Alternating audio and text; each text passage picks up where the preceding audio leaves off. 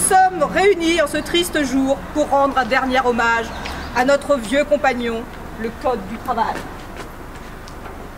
C'est ici, devant le Conseil des prud'hommes, où tant et tant de fois il a été brandi par tant et tant de salariés et leurs défenseurs, comme le bouclier dont ils avaient une absolue nécessité pour se protéger dans leur rapport de subordination avec les employeurs.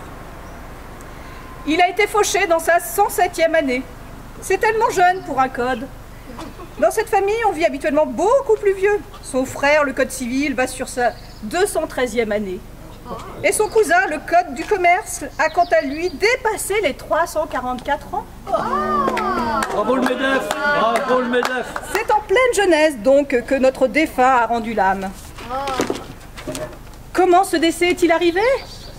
D'après les premières constatations, il semblerait que nous ayons là la première victime de la Blitzkrieg, la guerre éclair, que le nouveau gouvernement compte mener contre le monde du travail. Il a essuyé une frappe chirurgicale, une mort sur ordonnance.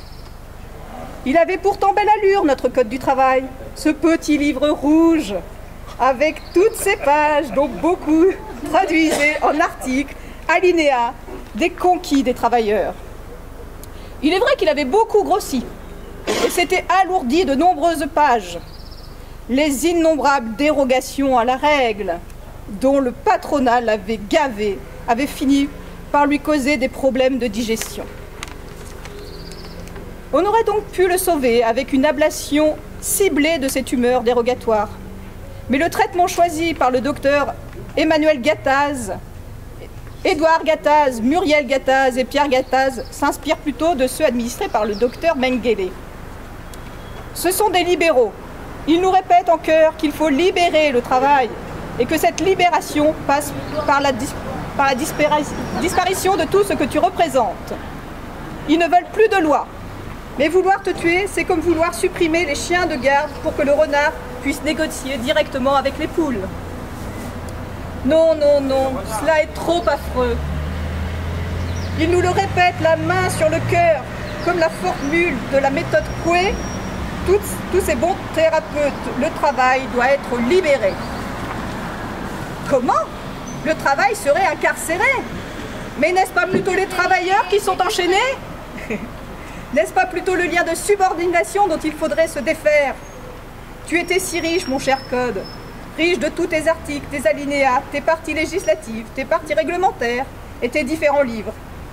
Tu laisses derrière toi un pauvre orphelin, le Conseil des prud'hommes, lui qui avait déjà tant souffert avec la loi Macron. Il avait subi avant toi un traitement de choc pour soigner son engorgement. Les résultats sont sans appel, 40% de recours en moins. Alors, cher Code du travail, notre défunt Code du travail, avant de te porter en terre et que tu rejoignes au paradis de la lutte des classes ces milliers de travailleurs qui se sont battus pour toi, gardons en mémoire cette formule magnifique. Entre le fort et le faible, c'est la loi qui libère et c'est la liberté qui a servi. Bravo! Bravo!